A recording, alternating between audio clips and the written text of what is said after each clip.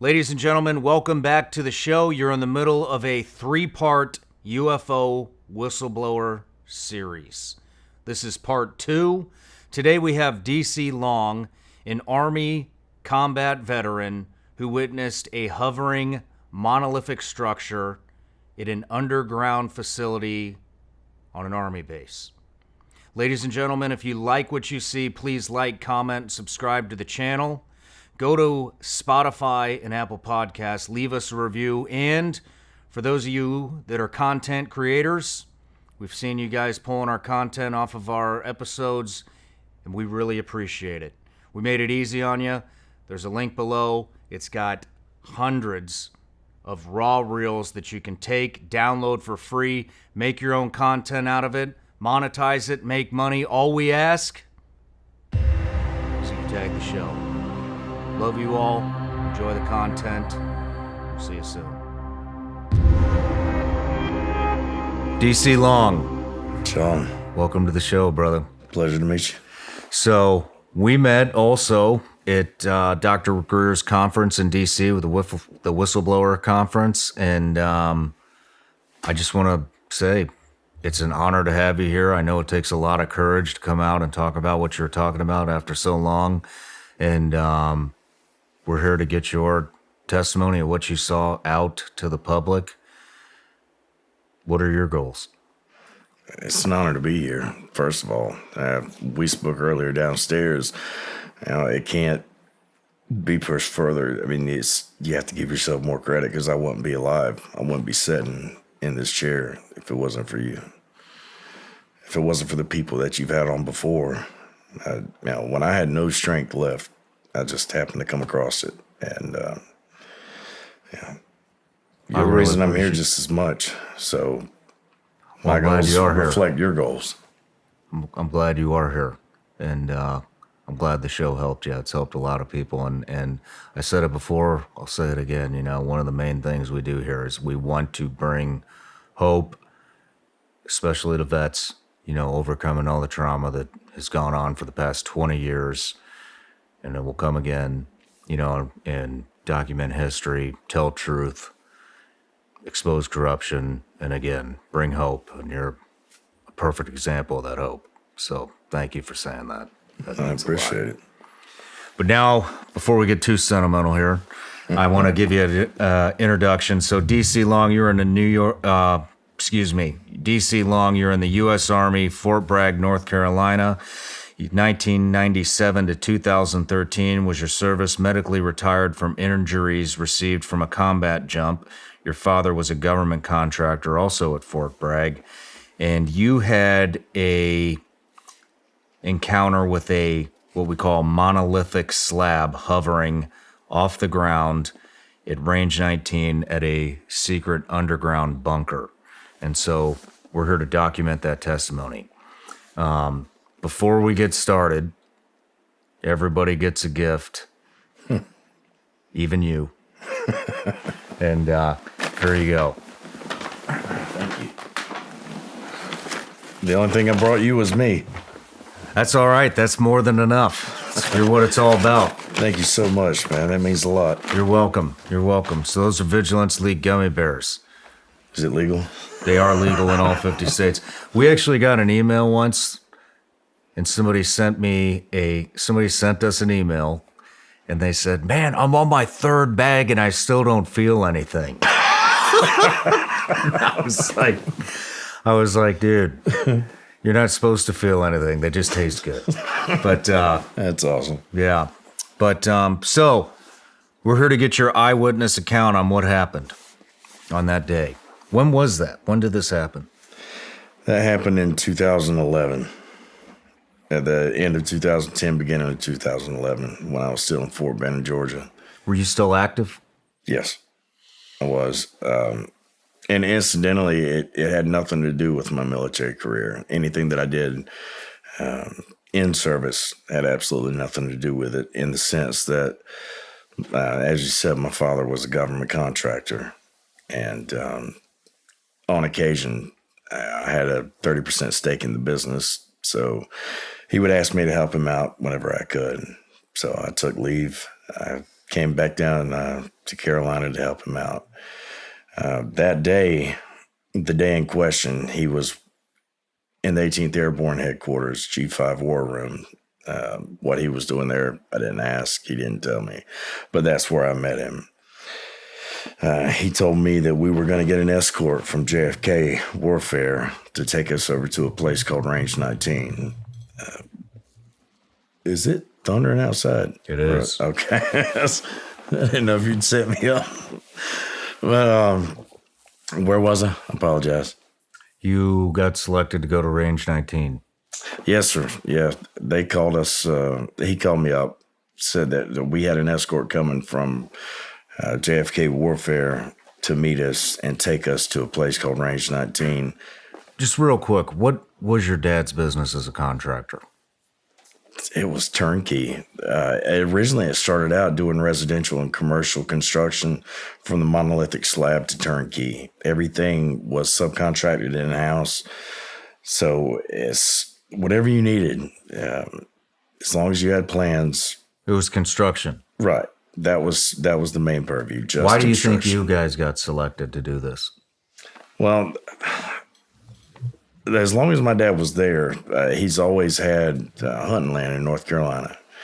And a lot of the guys from group that he met there would come down to his land, go hunting with him. A couple of the Delta Cats that he knew take us on their planes. We'd go down to Arkansas and do some duck hunting. And it's all over the U.S., Montana, Colorado, Mesa, elk hunts, bear hunts. Yeah, it's just the guys who were into it. That's how they got tied in. And he did submit everything that he did through the Army Corps of Engineers. That's where he would submit all of his bid submittals for the contracts, like the ForceCom building that they built on Fort Bragg. He was responsible for the top 3 levels of it. And but as far as how he got tied in to do the work around McKellar's Lodge during the SF compounds, I have no idea. We didn't talk about that in that sense. So, yeah, I just assumed it was the guys that he had met, and I knew him well enough just not to ask questions. They got the bids into where it needed to go. Say again? They got the bids into where it needed to go. Right. Okay. And it's not like it was a public bid. Not everyone could. Yeah. Because I imagine there were things that they weren't supposed to see, and we just weren't naturally curious people. So it's not like they had to worry about us saying anything. Yeah. The day that I met him up there, like I said, the escort comes to meet us. It's one of the guys that he knew that he had hunted with. I didn't know this gentleman. But they pick us up in a van. We get in the back of it. They take us out about 15 minutes. And I could tell it was going towards the direction. I don't know if you're familiar with Fort Bragg. I'm not. Okay. There's only one direction you can go to get to the live fire ranges, to get to the drop zones and things like that. So I assume we were headed towards Sicily or Normandy drop zone because that was the direction we were going. The van that they had us in, it didn't have any windows. You couldn't see to the front. It was just a cattle car. And we were joking they were going to take us away, ask him what he did, and we're going to head to Leavenworth for a little while. But we get there, and as soon as the door opened, it looked like a literal dump. There was just trash everywhere. Not like people just leaving stuff out. It was an actual dump. There was a 45-degree concrete door setting out of one of these hills that was directly in front of us, no further than you and I are to each other now. And so we go inside, meet another escort in there, take us to this freight elevator.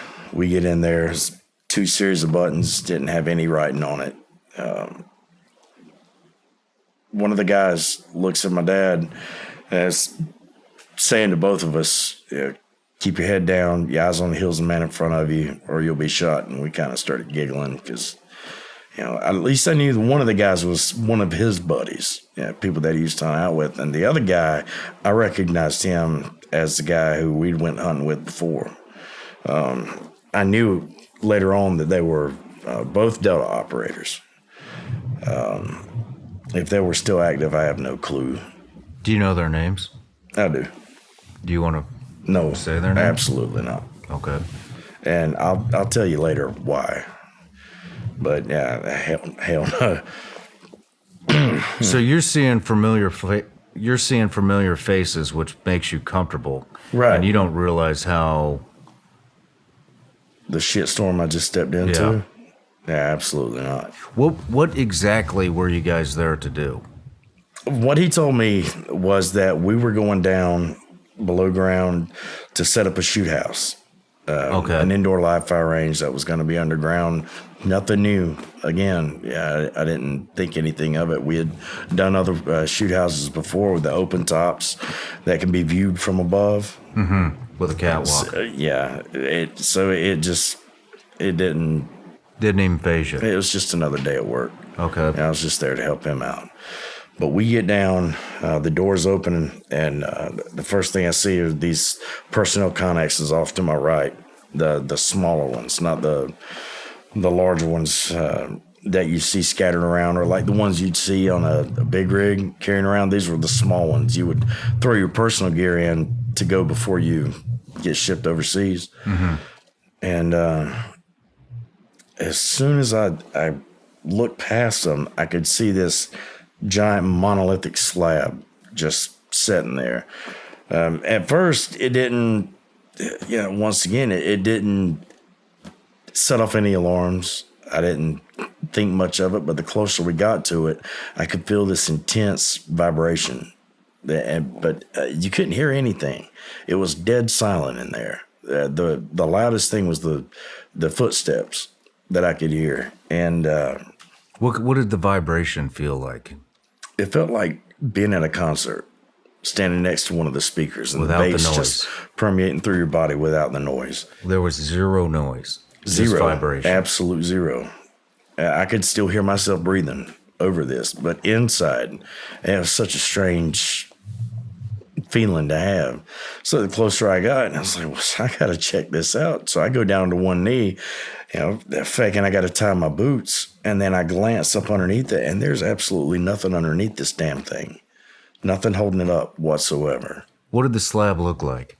It just looked like a granite slab, but the sheen on it is what caught my attention the most. It was kind of in between being polished or just completely translucent.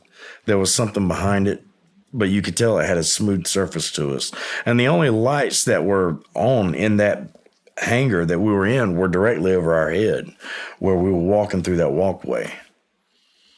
And how big was the slab? Oh God, it was about 20 foot long. It was about 7 foot tall, and I couldn't tell how wide it was. By that point, I was already directly in front of it. So there's it would be impossible for a human to even think about picking something like this up. Oh, there's no way. Okay. Even with the construction that we've done, if you had to pick up something like that to move it anywhere, you would need at least 3-4 cranes. Oh, wow. Herrera could tell you better. Okay. The scope of equipment that it would take just to get it off the ground, not even to transport it to another location. But at this point, I'm still down on my knee, and I'm looking, and behind it, I can see 2 people standing. The only thing I can see is their feet, but there's this boulder directly behind it, and it's on the ground. And I glance over my shoulder, and there's a guy with his back turned to me standing in front of another boulder identical of the other one that I could see up underneath the monolithic slab, and he's just pushing it with one hand. And then I assume he's pushing it in the other direction because it's just freely spinning, no wobble. It's like it was attached to the top and the bottom, and it was paper mache. That's how easily this guy was just spinning it around. Wow. Now, at this point, the escort behind me kicks me in the back, says, "Let's go." So we get up, keep going, go down a flight of stairs. That's when we get to what we call the shoot house. You could see old lanes where they had actually used it before as a live fire range underground. And we'd probably only been down there 15 minutes, 15, 20 minutes maybe. Father was taking notes on the dimensions, what we needed, what I guess he understood what they wanted. And I know that we had to replace the walls. It's inconsequential to the story, but we had to replace the rubber on the walls for the shoot house. And in that amount of time, we go back upstairs, exact same route that we took on the way down, and everything's empty when we get to the hangar again. Everything, the 2 boulders in the back, the monolithic slab, all of it is absolutely gone. And we weren't, 100 yards below these guys. We were just 1 flight below them. So whatever it was they were taking out, we would have heard it. Even the people making noise around it, you would have still been able to hear. But it was dead silent. Like I said before, there was nothing in there. Just our feet, but coming back through, it was absolutely gone. Everything in there just vacated. And at that point, how much time had passed? Less than 30 minutes. Less than 30 minutes. Because it didn't take us long to do what we had to do downstairs. And this was just an assessment. You guys weren't actually... You weren't doing any construction or repairing the walls or anything. It was just this is what we need to do. So there was no equipment that you were operating that would have muffled any sound that was going on above the right. Taking measurements, layouts. The loudest thing was the tape measure we were using. That, a roll tape, and a notebook. That was it. That was the only thing that was the only thing we had down there. I don't know if I've ever been this excited to represent a brand. I'm talking about First Form. I just align so well with what they've got. First Form is a supplement company. They have just about every supplement you can possibly imagine, all grade A stuff. Let's go through some of the stuff that, some of my favorites, all right? Here we go. 1, Enduro Performance. This is a non-stimulant pre-workout mix. Guess what? Made in the USA. Protein sticks and the protein bar. Look, I'm an entrepreneur. I'm super busy. I don't have time to go to lunch. In fact, I don't even know what a lunch break is. This is my lunch for the most part. Then we got Opta-Reds 50. Guess what? Also made in the USA. So is the protein bar and the beef sticks, actually. But Opta-Reds 50, guess what, guys? Beets. Super healthy for you. Guess what? They taste like shit. This doesn't. 2 scoops, throw it in there. You get all the benefits of having beets with Opta-Reds 50. Then we've got protein. Everybody needs protein. If you're not taking protein, you should be, especially if you work out. My favorite, chocolate banana. Guys, let me tell you something else about First Form. The owner, CEO, Andy Frisella, guy has made a phenomenal company. True American dream story. Started from absolutely nothing, sleeping on a mattress in the back room of a very small shop. Now, he's built an empire. Check it out. Go to firstform.com/SRS. He's also put a culture into his company that this entire country could use right now. Gave me a ton of inspiration. I used to listen to his podcast, Real as Fuck, when I was building my first studio in the attic of my house 3.5 years ago, right when this show started. Can you believe that? Now I'm repping the brand. And if you haven't checked out their podcast, you might want to. Like I said, Real as Fuck. Check it out. I'm actually on there. I do a pretty decent job, but let me know what you think. Anyways, once again, go to firstform.com/SRS. And when you get there, if you order $75 or more worth of product, guess what? You're getting free shipping. But you're only getting that if you go to firstform.com/SRS. That's 1STPHORM/SRS. Ladies and gentlemen, this is a real American company that aligns with all the values that America stands for. Check them out. Why are people investing in emergency food supply kits all over the country right now? The answer is because tensions continue to escalate in our country, our very fragile food supply chain is going to wind up failing again. That means you really need a proper supply of emergency food on hand before the disaster strikes. You'll breathe easier knowing you can feed your family in a crisis. Go to preparewithsean.com for your 1-week emergency food supply. My Patriot Supply is the nation's largest preparedness company with millions of happy, worry-free customers. It comes in a nifty ammo can that's loaded with delicious foods. There's no skimping on these meals, offering 2,000 calories per day. Don't skip the special $30 in savings available this week only on the 1-week emergency food supply. Go to preparewithsean.com. That's preparewithsean.com. How far away from the slab did you feel the vibration? Did you feel it before you saw it? No. Whenever when the doors of the freight elevator opened and I looked down, I could see it. Okay. It was no farther than from here to that camera pod, 6-7 feet away from me whenever we were walking in. But what made me stop? It was that close. Right. What made me stop was as close as we got. I noticed that in front of me with my dad and the other escort in front of him, it was almost like hopping a tripwire. When you're on the trail, you just get it and go. And that was the first thing I noticed. And then the closer I got to it, that intense vibration, and I was just too curious. Yeah. I couldn't stand it. I had to figure out what it was. And I really shouldn't have. When did the vibration stop? It didn't stop until I walked away. Okay. In the center, looking at the top of it, you could see this black box. I've tried to describe it before, and it was extremely difficult. It just looked like a small black GMTK toolbox that a military mechanic would have or carry around. It wasn't very big, and it just had 2 leads that came off of it, and it looked like it was wrapped in a casing that you could almost see something inside of it, but it wasn't mechanical. It wasn't moving. It didn't have lights. It was just opaque, but it didn't really seem to serve any purpose. But the other boulder had the same thing on top of it. But so hold on, I'm sorry. Are you saying you saw 2 boulders in a slab? Yeah. And they were all 3 of them at the same time?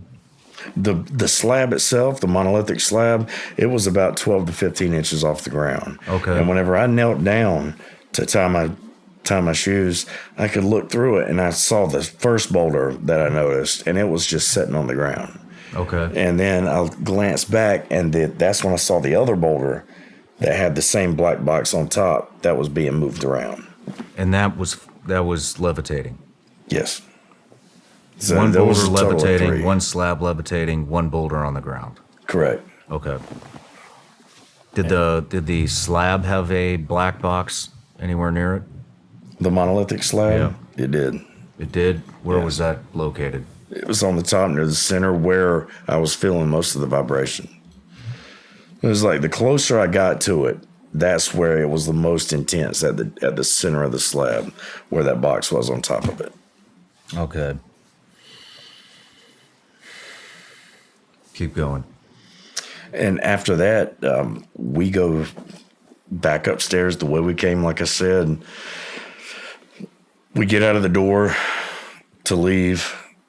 Van's still in the same place. We hop back in. We take that same 15-minute drive back to 18th Airborne Headquarters. They gave us our phone back. I got my ID. And then my dad said something to one of the other guys that I had recognized that he knew, that I didn't know his name. But that guy took everything that my dad had, minus his phones. He took the notes, he took the tapes, everything from him there. And I didn't think much of it at that point. I didn't know if that was something he was going to submit to the Army Corps of Engineer rep that he had, whoever was going to coordinate, or give him the go-ahead to submit a bid to do this project. Yeah, so to me, again, that didn't set off any bells. We're getting ready to leave. As I said, let me back that up. Before we go and get our phones and our identifications, the second guy that I recognized, the one that I do know, he was upstairs in the G5 War Room in the 18th HHC. And it's just him sitting at the desk as soon as you go into the vault. And he's got 2 pieces of paper. And he's like, I need you to sign this. And it was an NDA.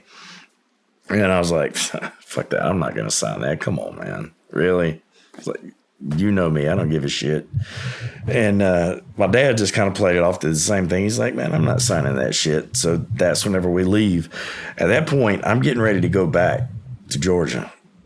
This is roughly 24 hours later. I get a phone call. It was one of my dad's employees. He's like, hey, man, what's going on? I was, nah, not much. Just headed back to work. He said, well, we can't get to work. So what do you mean? He's like, well, everything, they called it the barn where we had all of our equipment stationed, where they would meet before they would go to Fort Bragg. He said, the barn's locked up and everything's gone. This is the same day? No, this is 24 hours later. Okay.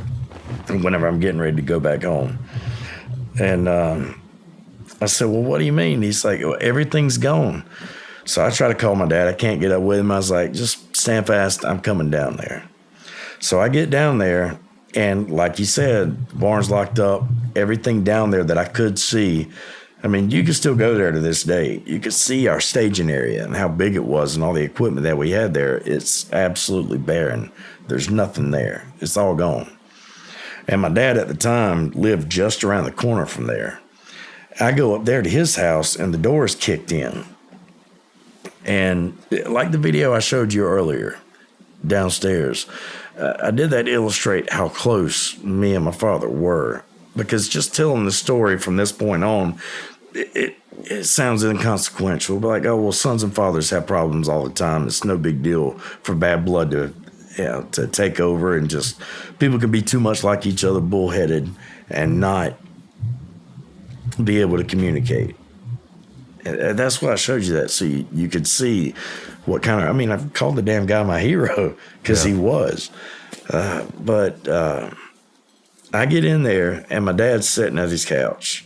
And his office is just to the left of his living room, and everything is torn out. Everything is gone. And I was like, what's going on, man? He's like, it's all gone.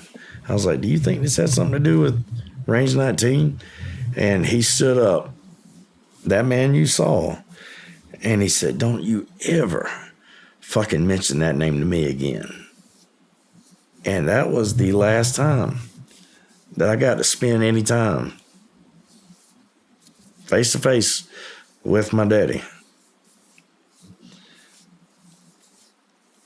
Yeah, I'm sorry. It's a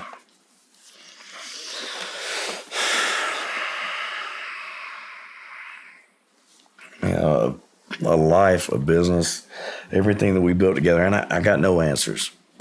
I had no excuses, no reasons, no answers whatsoever. Just unreturned phone calls.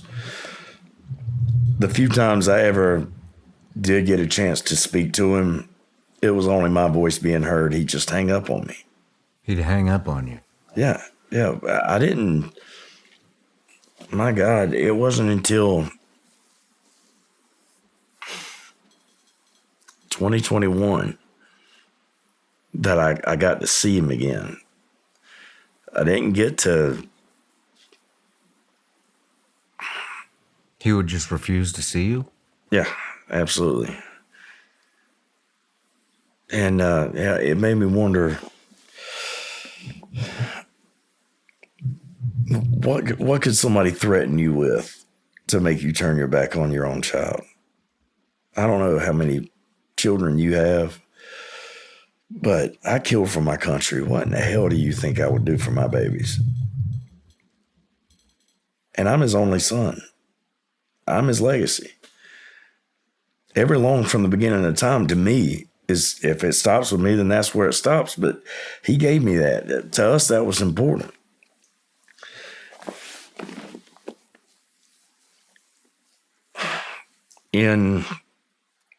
I cut my ties. I let it go where it's so hard to talk about, man. But let's get back to my part of that affects my career and why I was retired. It was Is your dad still alive? no, he's not. When did he pass? November 10th, 2021. How? Well, that's they said that he had aggressive cancer that they found late, that he was just ravaged. It was all over. And I know shit happens, as I'm no stranger to that. With our careers and all the guys in this room, none of us are strangers to things happening. We have a better way of accepting it than most people do, I think. But not him, not like that. I'm not a conspiracy theorist. I don't get into that part of life. It's just, even some of it to me that I'm aware of, irrefutably makes me feel like it's just absolutely insane. But I will never believe that my father died of cancer or natural causes. A man as big and as powerful as him, not because he couldn't have been taken. We're all measured. It was just he was healthy. And then in 2 months, he went from being 240 pounds to 105. Wow. Just, I mean, they called me and told me that he was in the hospital and I went to go see him, I walked by his room twice. Honestly, the first thought that crossed my mind is that, man, I feel bad for that guy. That sucks. And then when they told me that's who it was, I went in and he still couldn't even look at me. And I don't know why. And I took his hand. I said, look, man, I don't even know if you can talk. He had the chemo scars or some look like, I assume, were chemo burns on his mouth. It was just these gnarly burns on his face. And his eyes were just racked with jaundice. And I was like, man, we're square. I don't care what happened. I love you. And a tear went down his cheek and I was asked to leave. He started to code. And that was the last time I saw him. It's shortly after the incident. It was in late 2011, early 2012.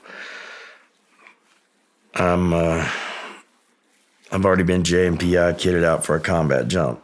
Got the full pack. Got the 1950s weapons case dangling. And I was the first man in the stick.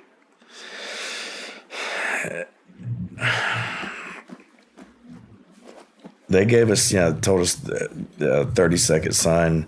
We're all hooked up and ready to go. The jump master's got his arm up, getting ready to hit me in the back. And then we see shuffling, and I'm only one of 12 guys that I jump with every time. It never deviated, no change. That was my team. It didn't matter if it was CONUS, OCONUS. Those were my guys, only 12. And a guy from the back shuffles his way to the front, and it's one of the escorts. He is unmistakable. You can't. I mean, really? You know. Yeah.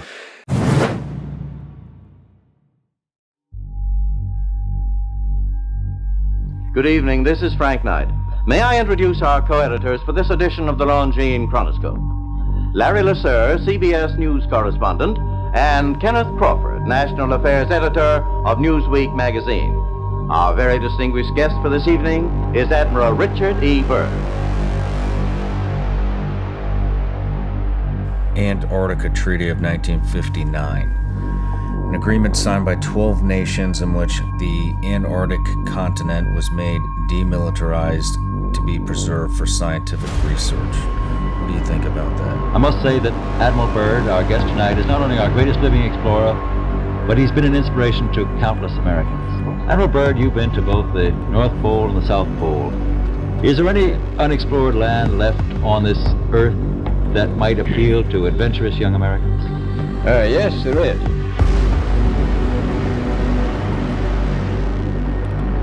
He was also previously contracted by Raytheon Polar Services as a cook to work on a cat train that went across the ice, and he said the express purpose for him, I should say, for that team, working for Raytheon, was they were searching for missile site locations. They find out it's really usable, not only to live in, but militarily.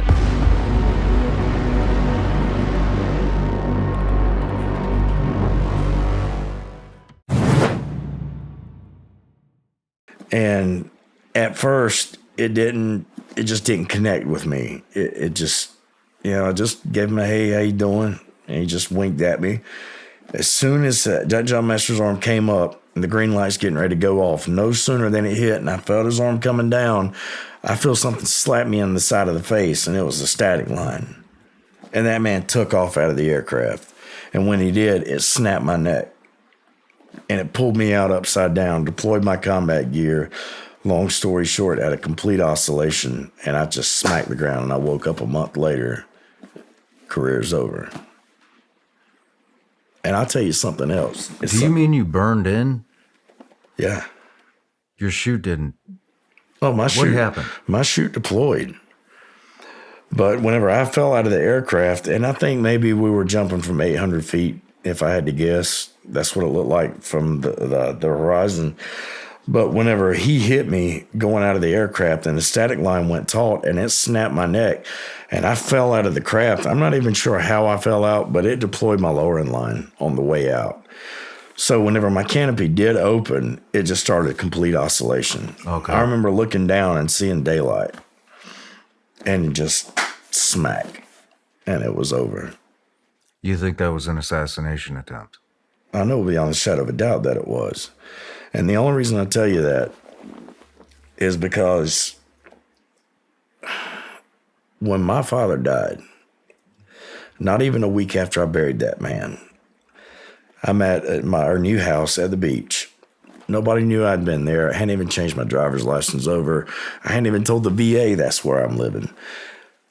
Not even a week after that man was buried, I get a knock at the door.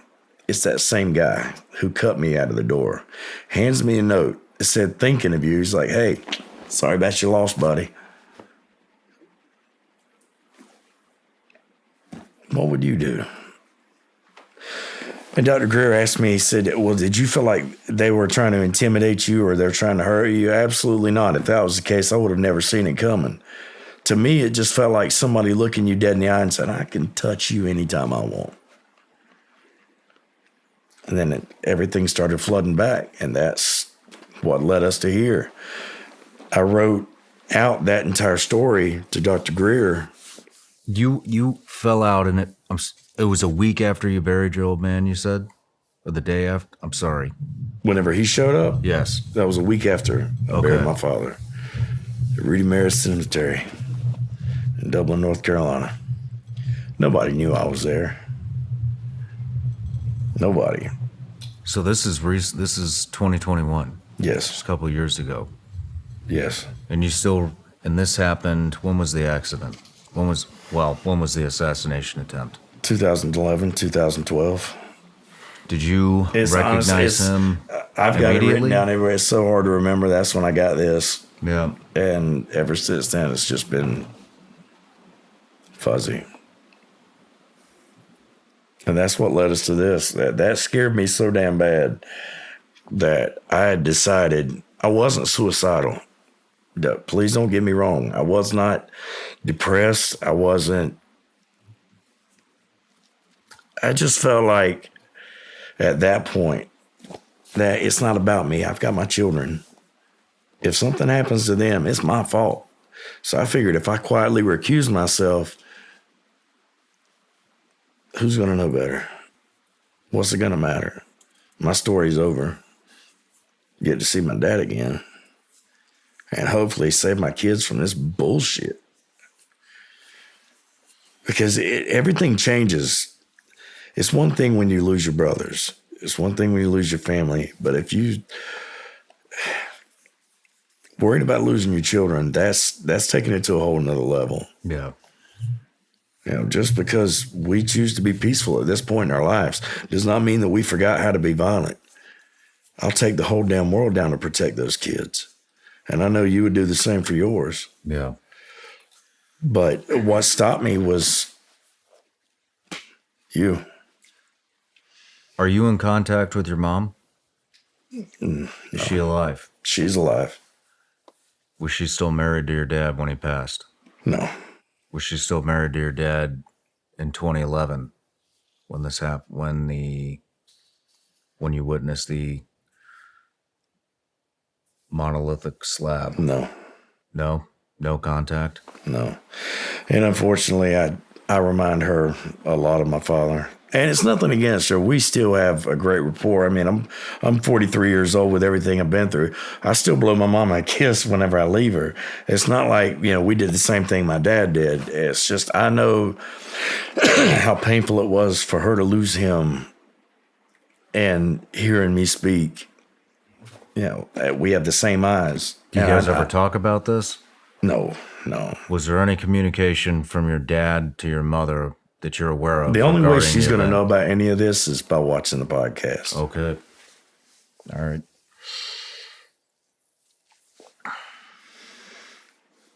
But, you know, and that's, I'm ashamed, absolutely ashamed from being too afraid to keep going. You know, I didn't even bring up the homeless bit because I did it to myself. It wasn't some crazy circumstance that I could blame on anybody else. It was my fault because I was afraid. So this destroyed your life. You're damn right it did. I'm still trying to rebuild, you know, but I don't ask anybody for anything. It's not about that to me. You know, I lost all familial contact whenever I lost him in that sense. I mean, the war is bad enough.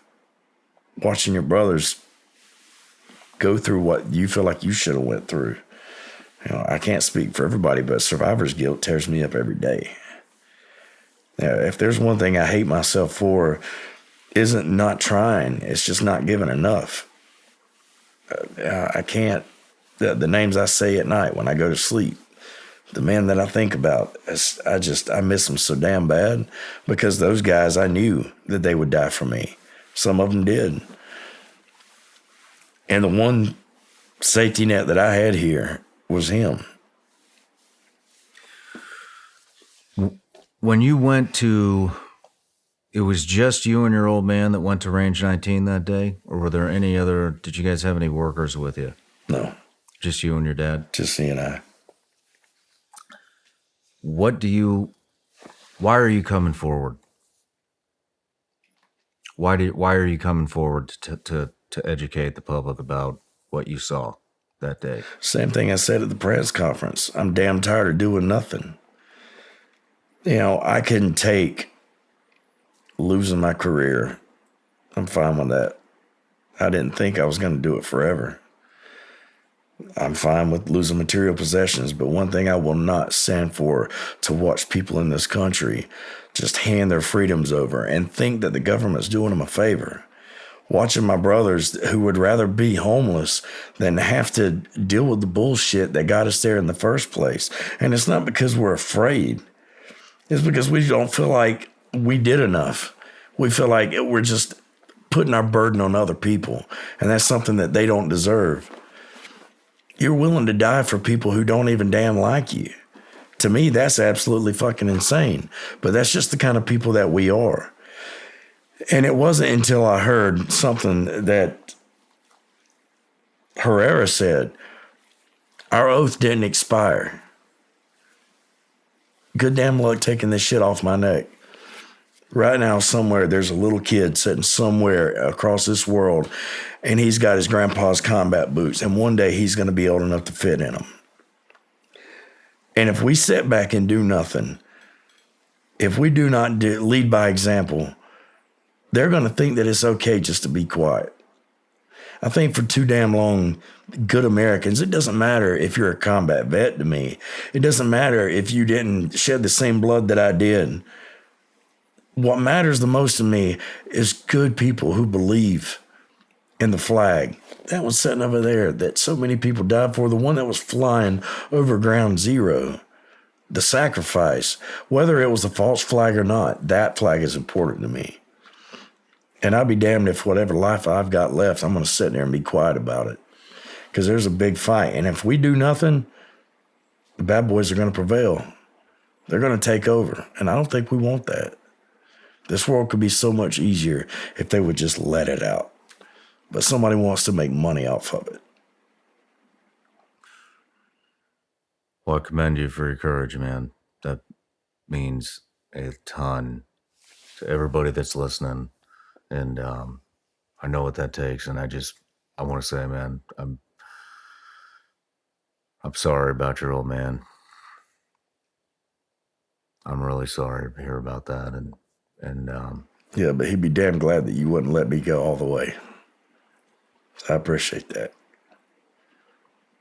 That means a lot to me. well, I'm glad you didn't. Glad you're here, buddy. But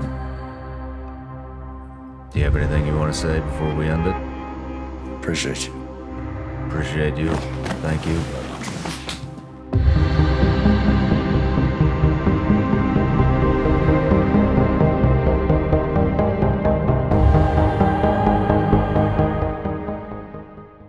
Hey everybody, I'm Sean Ryan. Click here to subscribe to the Sean Ryan Show YouTube channel for the hottest and most compelling interviews that you will not see anywhere else. I've also made a playlist of all the previous SRS episodes so they're easy to find. You can find that right here.